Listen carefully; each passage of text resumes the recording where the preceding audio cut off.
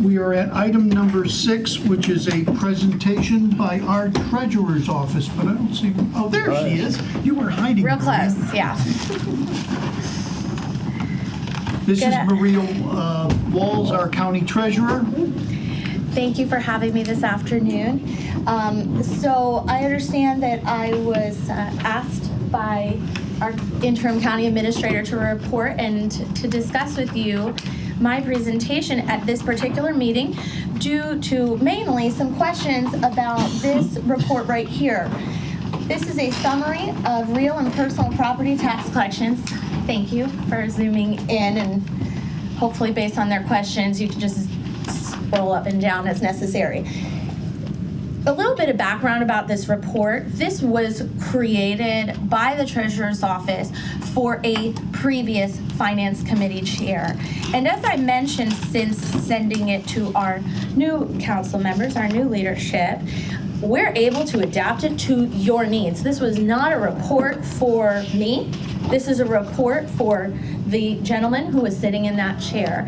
So I can go over a little bit about what it is. I hope it's fairly self-explanatory. It is breaking down the billed and paid dollars by high-level property type, grouping together real and personal property since they tend to go on a consistent schedule, annual billing mainly, and then delinquency periods.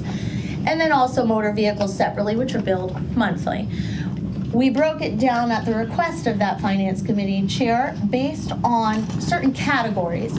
First, the county operations, county debt are displayed separately, and then school operations and school debt, and then finally total. So this total is, as I'm sure you already gleaned, is not a total of these columns here. It is literally a total of all the dollars that we are billing and pursuing. There will be changes, and of course this is as of February 15th last year, not February 15th this year. So we always gave 2-year comparisons so that our council leadership could see, are we on track with where we were last year? At times we were not. I will tell you that when I generated this report on January 15th, as I think I mentioned in my email, we could see a difference in this year. We're on track now. But we could see a difference between this year and last year, and the only identifiable factor that we could easily see is reassessment. That will always make things a little different than the previous year. We also added collections by taxable value for legal residents and non-legal residents, so 4% versus 6%. Why? Because as you can see, the collection rate is very different. And in Beaufort County, 92 versus 97 is very different. And that will also account for, look at the consistency with the school district. Their collection rate is, would you mind scrolling down just so I can make sure they're seeing this year's numbers versus last year? Thank you. You can see that the school operations collection rate is slightly behind the county. That is not abnormal. We want you to, I simply wanted to offer it in a same picture, just a different angle. How about that? So I think, I hope at least that's a very high level. We do have TIFs in Beaufort County, tax increment financing districts. If you have questions about that specifically, we can talk about it, but I'm not going to go into what that is. But it is a type of debt that we do have for certain districts in Beaufort County. We have to pay into those districts. We don't reconcile TIFs on February 15th. That's why it's blank. But if this were January 31st or a November 30th report, you would see a line item here so that you saw a net of TIF, because the payments made towards a TIF will come out of the county's revenues and any entity that participates in that TIF. It is, generally speaking, not always the case, but generally speaking, every entity that is listed on on the property's tax bill that are within that district. So with that, what specific questions do you all have about this report, and is there information not displayed here that you need? Okay, members of the committee or other members of the council? Brian? Maria, thank you for offering that for us. You're welcome. I really like the format, and Okay. it provides, at this stage, it's all I can think to ask is answered there. I'm wondering, can we get this once a month? Is it? I've been providing it for almost 2 years. We haven't been And so doing I am happy to send it to everyone if that's what you would like. Absolutely. Anybody? No, I think I agree. this is a good starting point. This is a good educational opportunity for us to see this on a monthly basis, to have any kind of discussions about this and get back to you. So would you make sure that each of the Absolutely. council members, because I Sure. think every council member should have this. Sure. And that we have this before our finance committee, so that, if there's any question that arises, we can have that asked at the council meeting, the finance committee meeting, or Absolutely. the council meeting, and then I could be the funnel for you so that we can get the questions answered. Absolutely. I'd consider that done. That's an easy thing. Okay, that's great. Thank you. Okay. Any other thing about this that we need to know? Stu? Just a question, upper right-hand corner, the 92% of the non-legal, that kind of surprised me. Do you have a sense why that might be? The percentage, so based on the data, take everything I'm saying based on what the data shows. It doesn't mean that there's not another reason. Predominantly, the amount of mortgage properties are almost a guaranteed payment because that lender is not going to let that property go to tax sale, whether the homeowner can actually afford to pay or not. So typically what will occur is we'll be contacted by our lenders that own that mortgage property in Beaufort County. They will tell us the listing of properties that they hold the mortgage on. And at that point on, we're communicating with them just as much as we are with that property owner, the balance due, payment, etc. The existence of a mortgage, since we have taxpayers watching right now, the existence of a mortgage does not negate their responsibility for timely payment. It is simply the notification that there is an intention by their lender to pay. That is all that's communicated to us. Any change in that lender status, refinancing, paying off of a mortgage, we're not always privy to that. So just taking an opportunity of the viewership right now to communicate that. And But sometimes the escrow account, the bank that Yes. holds the mortgage, sometimes they delay in paying the taxes in a timely fashion. That is correct. There's an expectation, I think, by a lot of our taxpayers that they've paid their escrow all year. They expect the payment to be made, let's say, by December 31st, so that they can take that deduction on their income taxes, assuming they're able to. And that is not always what the lender does. And I do want to say it's not always necessarily a decision by their lender. Bank of America, Wells Fargo, popular lenders that we're all familiar with, they use tax processing companies. That's all these entities do, is work with mortgage companies to make sure that escrow money is used to pay the property taxes. So when we get a file from a lender, for a lender, we don't always get it from that lender. Typically, the larger banks, they're using a payment processor, and it is the payment processor that ultimately is dictating the timing of when we're going to be sent that payment. Generally, it is, because I'm going to leave room for error, it's always by the penalty date. It's always on time. But I think a lot of our residents and property owners believe that on time is December 31st so that they can take that income tax deduction. Gotcha. Okay. So, long answer, but there's going to be disparity there. And keep in mind, in non-legal residents, this is going to include commercial property as well. It's not just second homeowners. Keep in mind that as well. Okay. Chris? Yeah, just a quick one, but I think we saw like a January version of this file, Yeah. and there was a difference in the collection percentage between 18 and 19 of a couple points. I think it was like 2 to 3 points. This seems pretty much in line by February. So what we attributed that to, again, was reassessment. when we're doing this report, I don't consider an account paid until I have all the money. So if someone paid at 80% while they were waiting for their appeal to be resolved or addressed, that wouldn't be in here. So yes, we may have funds, but that account is not considered paid. Similar to people in the installment program. If you don't pay all your installments and there's a balance, you're not paid in full. That's what I want to reflect for you, because there's always a chance we don't ever get that additional 20%. And in that case, we're refunding them the 80% they paid, and they're going to go to tax sale. So that's So- a normal volatility This- thing that we would see. This is the second reassessment I've participated in, so I don't want to speak to what normal is, Okay. but it is consistent with what we saw last time, and there are no other factors economically in our county to indicate it may be a cause for that type of disparity, because we are typically very much in line with where we've been in the past. And actually, since previous reports weren't shared with all of the council members who are still on council, I'd be happy to send you previous year's reports that, I would have sent before if that's of interest to you. Be happy to do that. Thank you. Okay. Any other questions? Well, thank you very much. So we'll look Okay. forward to getting these on a monthly basis All now. right, of course. Thanks. Okay, so then if we, at this time, could venture to our slideshow.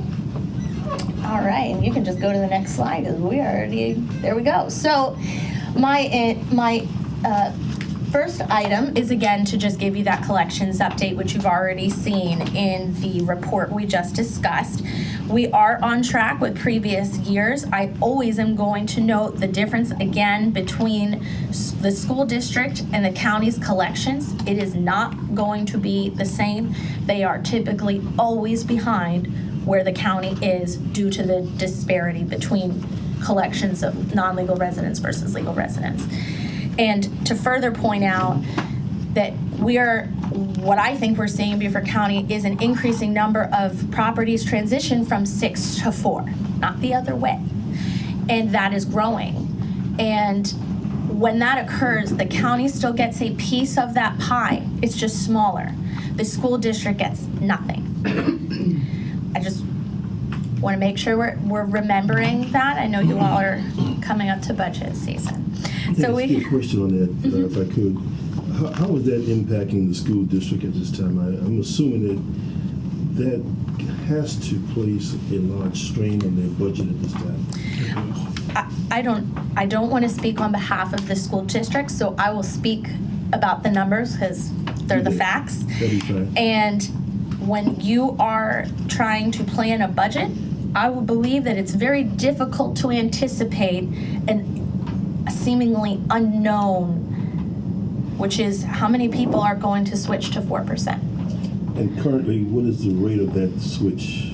I don't have that, but I can get it 2%? for you. I'd be Okay. happy to do that. Okay. When I started, we were about a 30-70 split in overall Beaufort County, and I really love data. So I'd be happy to send it to you by municipality, because it's not the same. And the trends are very different there, as I think we'd all just kind of think is logical. Bluffton is having a far greater switch to 4% than other places in the county. Hilton Head is far more second homes, as you would imagine, versus 4% primary residents. So it varies by municipality and location throughout the county, but I'd be happy to get you kind of a difference on that if you would like. And really, I'm so sorry. Can you pull up this report again? One of the values of having this taxable value here is when I send you some of those back reports, which I'm happy to do, just so you can see any trends or things of that nature, you can see the proportion right here between legal residents and non-legal residents. It doesn't take into consideration motor vehicles, which, again, it's not a small dollar amount either, but you can see a trend. Is there a way you can zoom out just so we can see the two taxable values together? And just scroll down a little bit. I think that'll be just enough. Perfect. Okay. look at the legal residence growth. They went from 591, this is value, not dollars billed, this is value, 591 to 663. There was an increase in value not for non-legal resident properties, but not proportionate to the growth in legal residents, which indicates there are people who were in this column last year, but are now in this column this year. So that's part of the reason I included value at the time this report was created, because it does give you a trending picture. Dollars billed are based on the value and the decisions governing bodies like you all make at this table. Value is just a value. There's no political influence, from a governing body standpoint over value. Quick question. Can we see that, on this report, going forward, can we see the percentage of legal versus non-legal in the mix? Just the percentage listed Like next to it? Yeah, so. So you don't want to see the dollar value? No, That like would I say- see both. So just to see the percentage trended over time. So what's the percentage of legal of Oh. the total of this year versus last year? Just to see how that mix So changes just from add year a to year. top, yes, I can do that. Cool, thank you. And if it's okay with you, as I make that update, I'll send it to you all for your feedback. I want to make sure I'm giving you what you need in the way you need to see it. Cool, thank you. Okay. All right. If there's no other questions about that, we'll go back to the presentation. Thank you. Okay, there we can just go right to online billing. So in tax year 2017, we rolled out a new online billing platform that did include electronic billing and not just online payment. Two different pieces. Online payment always is going to be more efficient for us as an organization. The e-billing really added an additional positive feature because we are not having to pay to mail out a bill.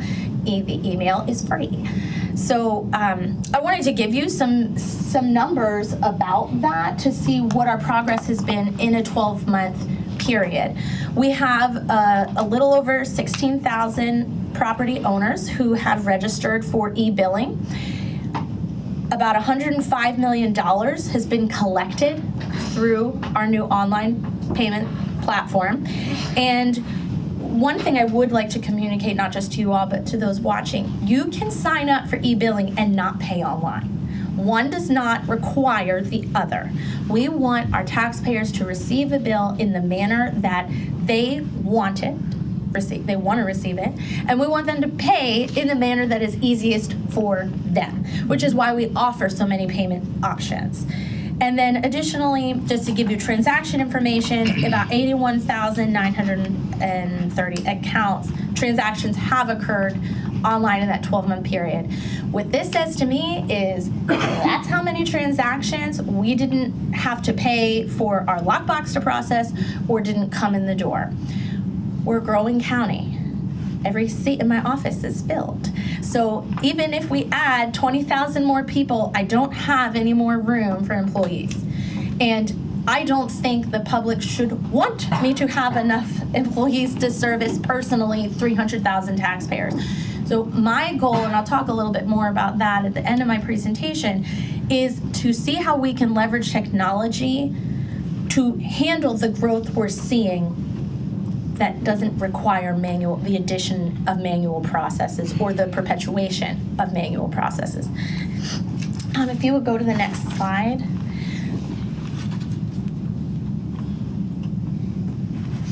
I include the next two slides really address just a comparison of the new platform versus eGov, which was our old platform. The performance, the use, and I apologize because it wasn't until today that I didn't explain what these graphs were showing you. So I just wanted to make you guess.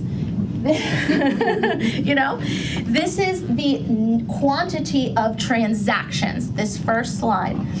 You can see, so 2017 is when we implemented.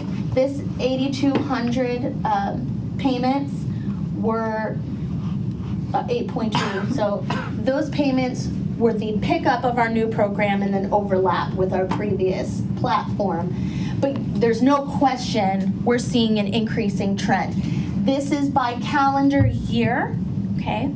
And not tax year and not fiscal year. So we deal with 3 different years at any given time in our office, and don't get me started on tax sale year, so that's completely different. This is the quantity by calendar year. We are seeing a significant increase. I would attribute that to usability, our previous platform, and of course growth, comfort, and technology. There's many different factors that make the implementation of a new technology successful, some of which we don't always have control entirely over. But it is a much more user-friendly platform. It's just even as simply as being mobile adaptable. Our previous platform, if you didn't pay from a desktop computer or laptop, you were constantly pinching and zooming, and I will tell you that I was too nervous to use it. I thought I might pinch incorrectly and pay the wrong amount, or it was not user-friendly. So being able to do it from a mobile device at any given time is very, very a huge improvement from our previous platform. And if you would go to the next slide. Thank you. So this is a visual of dollars. For me, I'm more focused on the quantity of transactions because, again, I am honed in laser focused on the quantity of work coming through our door, because I have to do the same amount of work for a $2 account as we do for a $2,000 account. Whereas I think this is relevant more for your information of the quantity of dollars we're collecting through this platform. We have worked very hard to get some of our bulk property owners involved and using our online platform rather than coming to our office with 52 coupons and a giant check, and they want their receipt right then because it's creating a bottleneck for our single payment taxpayers. So we've been more proactive over the past few years, and especially this year, in trying to make that a beneficial process for them as well as for us. And next slide, let's see, what's next?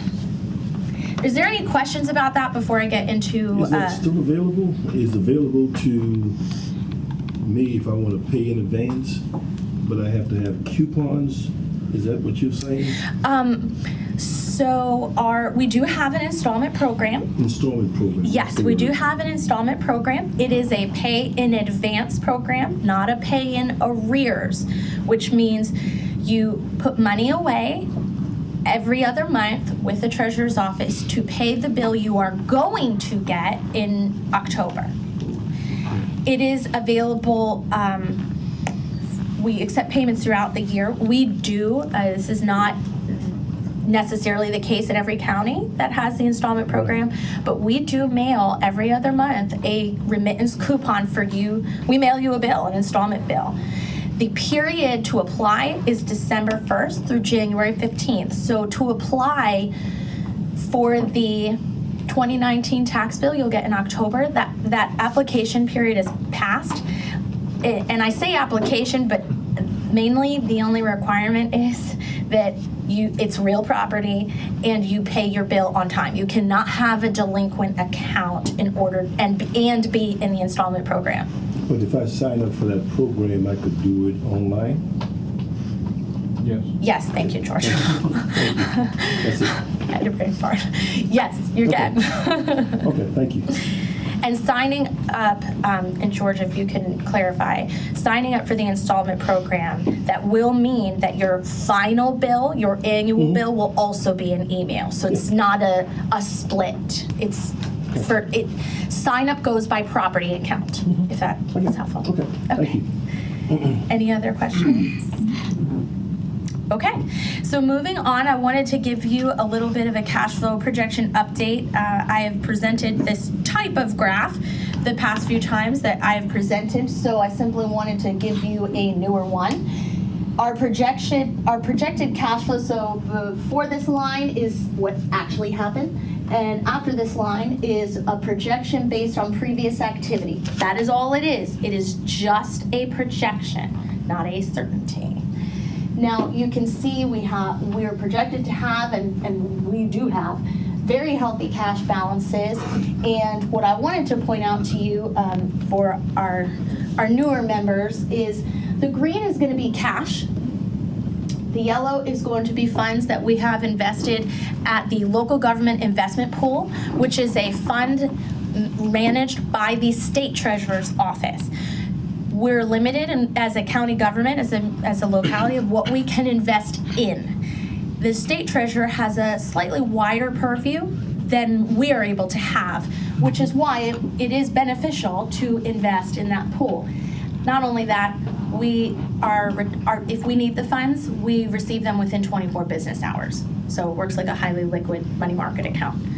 Then the blue are funds that we actually have invested in treasuries and in bonds. They are invested in a particular investment. So that's the differentiation between the colors. And the two things I wanted to note since the previous time I presented is this has been traditionally flat. And what we're working towards in the treasurer's office is for this to have more, see these trends fall kind of right in line. You know, this is going down, the green's going down, the yellow's going down, it's going up at similar times. That the blue has a similar trend. It will never be this close because, like I said, the yellow funds at the state treasurer's office, we can receive in 24 hours.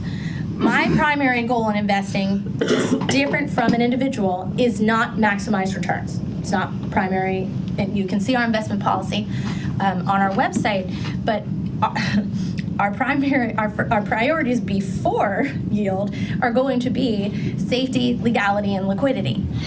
It's great if I've invested in the best investment in the world, but if you need the money tomorrow and it's not here until next year, that's a problem. It's not a great investment. So the benchmarks we are evaluating our decisions against is not the same as an individual would. And so I just wanted to point that out. So you will see, though, my goal over time is that you will see that the blue is having a more consistent shape as the other lines, just not as close. How much of a difference in the return do we see between the invested, highly liquid, and the strategic invested? Typically? Right now, not very much, because Curtis Loftus is doing a phenomenal job.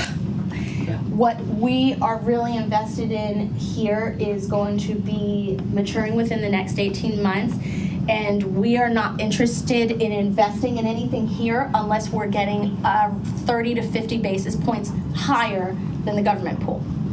That average, of course, that the government pool is changing every day. We monitor it every day. So that each time we're going to just, I typically do it the first week of every month. What's maturing this month? How much are we going to have that, do I want to reinvest it, or do we want to put it in the government pool? That's how we're basing that measurement, because it's really not worth tying up the funds, especially this time last year, you asked anybody, the Fed's raising rates. Well, that's kind of changed. The tone's changed a little bit. That's something to consider. I'm not going to tie up our funds, because again, liquidity is more important than yield. I'm not going to be tying up our funds for a yield that doesn't make it worth it. At the government pool, we're getting 2.434 as of yesterday, average return for the year. So I think, are there any other questions about this? Then I think that's a perfect segue to the next slide. I was very excited to tell you in December to report to council that we had earnings for fiscal year 2018 of 2.976, and of course you can see 2016 was the year before I began this new investment process. We implemented it during fiscal year 2017. Fiscal year 2018 is the first full fiscal year that we implemented the whole year. You can obviously see this is a tremendous increase. We have officially passed the investment returns for all of fiscal year 2018 as of the end of January. We're over $3 million, and the way I kind of put it is we're earning almost per month what we were earning for the entire year before. And we're very pleased with that. We're on track to be over $4 million, and I'd really like to see $5 million, but we might be short of that. So there's always next year. we are keeping, these results have reinforced that liquidity and cash flow management is what is going to make us successful, because what we can invest in is not going to change. And especially if the Fed is not continually raising rates, which we know, even if they were going to do that this year, we know they're not going to do it forever and ever. So monitoring cash flow and using that as an investment, a key aspect of our investment strategy, is what's going to make us successful, and why communication about those cash flow needs, especially anomalies, are very important. These projections that we're using are based on prior year's activity going back to the beginning of 2016. We had Matthew during that time frame. We have had anomalies, which is great from a projection perspective, because it reinforces the conservativeness of that projection. Any questions about that? Okay, next slide. Wanted to talk a little bit about delinquent collections, because we are approaching our delinquency period. Some taxpayers would say we're already delinquent because they've been penalized for not paying. So by delinquent, I mean the official statutory date that an account becomes delinquent, which is in March. I wanted to give you a high-level overview, especially for some of our newer council members, what the tax collector who reports to me in Beaufort County, what the tax collector was doing before in the past, because we do a lot right now and we are working on actually doing more. But the success of current collections, it cannot stand alone. You need delinquent collections, because you're counting on a certain level of collection rate, and at the end of the day, we're hitting 99%. I'm going to show you why. We're hitting 99% for certain property types, but unless you're pursuing delinquent taxes, I mean, what's the incentive to pay? So prior to 2014, the only thing the tax collector was doing was using the annual tax sale to collect delinquent taxes. And you can see the progression to where we were as of 2017, and then of course we're in a period of looking for other programs right now. The annual tax sale, I think you're all familiar with. A little bit about these other two. The set-off debt program is the garnishment of a South Carolina income tax refund. It's limited. It's a great program and it can yield collections. Interesting with both of these two, third-party collection and set-off debt, we're actually helping the taxpayers resolve more balances that maybe they aren't responsible for, versus actually getting payment. But at the end of the day, for me, it doesn't matter.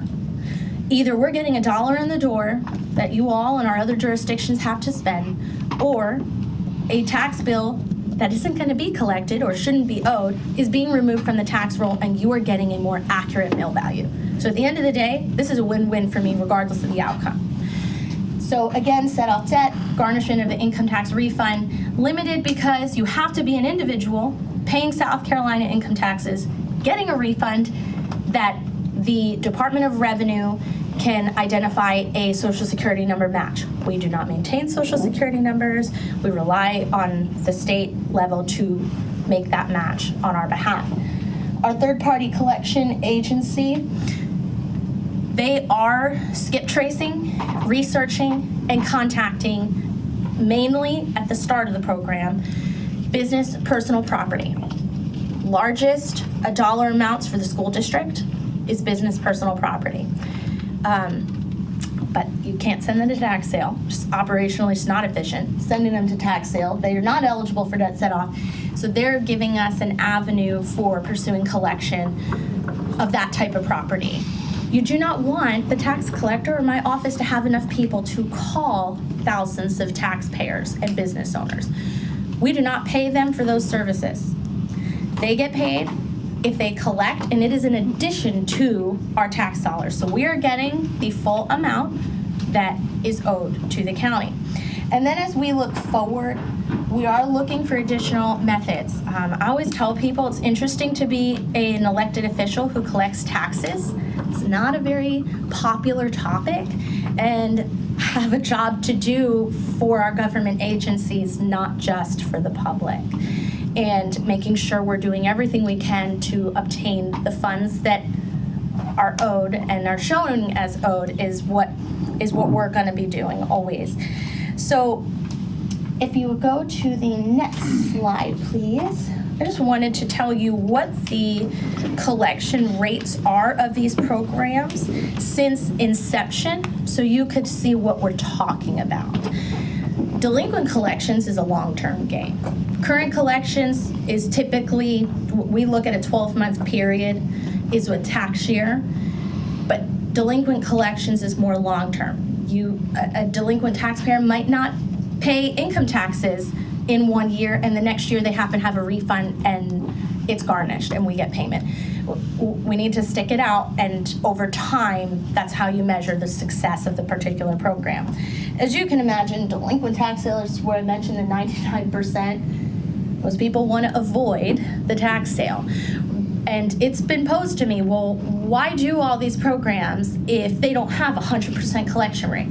Well, because if you eliminate the program, okay, let's just say we want to be super customer friendly and not pursue any taxes. It's not just the existence of the program and what it actually delivers, it's the deterrent that it is. And I am a very direct communicator, so I am sorry if that sounds insensitive because I love all our taxpayers. But at the end of the day, it's about the numbers that you're measuring my performance by.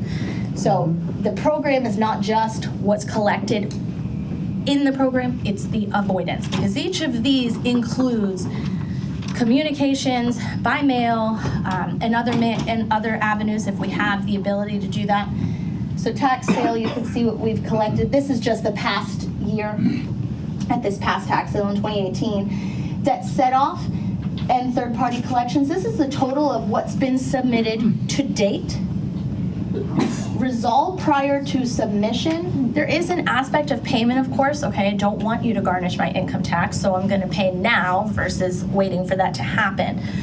But this resolved prior to submission for third party, that is almost entirely removal.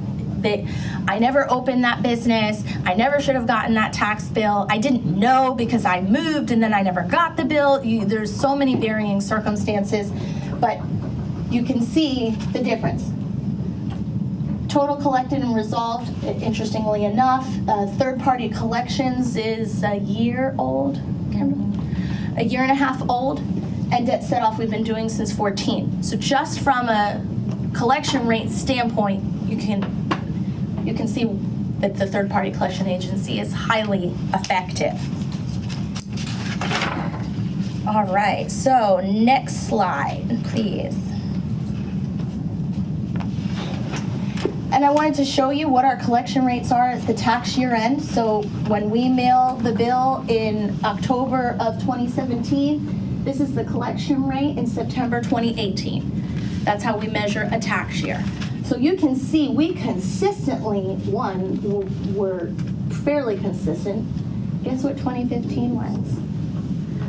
A reassessment year. So, like I said, you can see disparities in the data, but we're fairly consistent overall. But look at the current collection rate. So this is the collection rate for tax year 2013 as of February 15th. That means 2.5 million extra dollars were collected after the tax year was over and that fiscal year was over.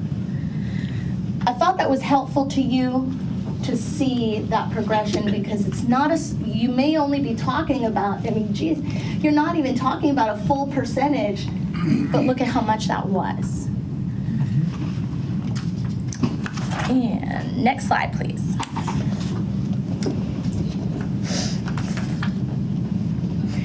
So I just wanted to give you a little operations update. I've touched a little bit on our use of technology. We are going to continue looking at how we can use that, whether it's in-house or the utilization of a vendor. And because I think that through that implementation, when we're looking at the long term, we're going to be able to gain efficiencies and save money over time for our county and of course our department. One of those you may hear in the near future is a review of mobile homes. We will be contracting with the company we hired to do posting of delinquent properties. So that is a vendor that goes to a physical property and puts a sign on the home. When we, mobile homes mainly go to debt set off right now. And a lot of the feedback we get is that mobile home burned 8 years ago, 5 years ago, or whatever happened to it, or I gave it to my cousin. Whatever happened, I don't own this mobile home anymore. I don't have it. Well, one, that tells me I might have an impossible time collecting those taxes. And two, how can we help this taxpayer resolve this issue? And the other departments that in the county have been wonderful in assisting those taxpayers in doing that. But it begs the question, why do we need them to come and tell us that at all? Why do I need to upset them with a delinquency letter that they maybe should never have gotten? And if we have a resource available to us, that a vendor will go and check. And it is very similar processes to our property posting. If a mobile home is on our records as being at 1 Main Street, they're gonna go to 1 Main Street to see if there's a mobile home there. If there is, they will notate that, and we have extended an offer to the other departments. Is there anything you want them to know? We're shouldering the bill in our existing budget, but is there anything you want to know that'd be helpful to everyone else? For me, it's more about how do I not burden John Q. Citizen with having to come and tell us something that was probably just an innocent mistake. That they would have come and told the county that that mobile home burned down or it got moved to another county, but they didn't know to. So we are going to be doing that in the next few months and working from there, hopefully, to have a more streamlined, again, pursuit of delinquent taxes. Banking and Treasury Services RFP, those investment results you saw are as a result of you giving me the funding for banking fees. So I want to thank you for that because I think it's very clear how successful that's been. And my commitment to you all in allowing me that funding was to do a banking RFP. If we're paying straight fees for banking services, which we had not been in the past, we were utilizing compensating balance structure. If we're going to be paying straight fees, I want to make sure we're paying the lowest fees possible, of course. And our RFP was issued. It's been issued. It's been out there for some time. We have looks like we're going to have a number of very interested proposers, which I am very excited about. We are exceedingly pleased with the services we have received from BB&T. I could not speak to them highly enough. But like I said, we want to make sure we're getting the lowest fee possible, as well as great, amazing service. The proposals are due by March 8th, and a little different than it's been done before, we required all of the proposers to fill out an online form. I do not want a 200-page proposal with 90 pages of legal jargon. I want them to just fill out a form. This is how much it's going to cost. We've provided in that online portal how much it costs us right now. And it has our projected or existing quantity, so we have 200,000 deposits a year. They put in their amount that it costs for a deposit, and it'll automatically calculate right there for them to see, and for us to see, the total amount that service is going to cost the county. So we can actually quantify the value of a future contract based on existing transactions, which is so exciting. Our proposals are due this Friday. And we do have county administrative staff, a part of our selection committee, and I am excited to move forward very quickly with the decision once those proposals are received. And then again, the last item is just a continued focus on staff training. For some of you who've heard me present before, my staff is incredible and they're very important to me, and I couldn't do anything that I just showed you and all the other things I haven't talked about without them. And in the past, similar to other organizations, we've experienced turnover. We've experienced difficulty hiring qualified individuals. We're blessed in Beaufort County to have a high employment rate. That makes it a challenge when you are looking for entry-level positions that pay $13.45 an hour. And you want them to add correctly, provide great customer service, answer the phones properly and promptly, and just think. What you could come in with 5 different issues and you don't even know it. I need my staff to tell you to know that. So we've taken a little bit of a different approach. Taken the approach that every staff member is going to leave within the next 2 years. If you look at generational employment, millennials have an average of 1.5 to 18 months of average employment at one employer before looking and moving on to a different job. If I can get 2 years out of a millennial, and just so you know, I'm a millennial, so I can say this, I'm super excited about that. So what that changed from, instead of looking at our workforce as full of people who want a job forever, we're looking at how can we make them better while they're here. And if that makes them excited to stay a little longer, then that's awesome. So we've done 3 and 5 year plans for every employee that's wanted to do that with their supervisor, and so far, everyone's wanted to do that. We've had everything from I want to own a bed and breakfast to I want to be a police officer. Okay, who do I know that can get you to that next step in your life professionally? We are literally helping them identify a pathway to move on to something else. And our only caveat is while you're here, you do an outstanding job. It has been incredible. Our morale and the excitement in our office, and it's showing through to the public. They may not know why that's happening, but it is. It is. And I meet with every staff member every quarter, and I'll talk about whatever they want to talk about. Them, their life, what they're not getting, but the 3 main things I want to know: are you happy to be here? Are you supported? And do you have everything you need to do the job I asked you to do? And the good thing and kind of the bad thing of working with me is I have very high standards. We start our interviews with, it's very hard to work here. So if you think it's going to be easy, it's not. This might not be the job for you. But it's been really amazing. And I do want to thank county administration. I don't know where Tom is, but county administration and employee services for supporting us in that. We do have telecommuting staff members. I don't know if anyone on council knew that. I think that's one of the things that millennials are going to be looking for in positions going forward. So I'm looking at how we can be competitive as an office with the private sector, as well as other departments, of course, but the private sector. And that has been a very positive experience for our employees that are telecommuting as well as our department.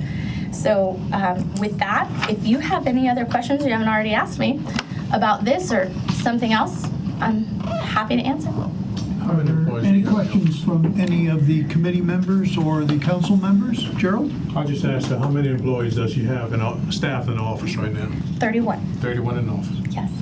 Oh, in the office? So I have 3 3.5 really, because we do have 2 part-time telecommuting employees. But so, what is that, 27 in the office? Mm-hmm. Across 3 offices, of course, 3 locations. All right. Yeah, just one quick question. Yes, sure. Go ahead. You talk about personal property, and I just need a yes or no answer. On watercraft, are we better collecting the taxes on the watercraft now than we did a year or 2 ago? Yes or no? I can't answer that question specifically to watercraft, but I'd be happy to get you a collection rate on that property type specifically. Any other questions? Okay. Thank Okay. you very much. Thank you very Maria. It was much. very informative, and look forward to having more conversations. Thank you.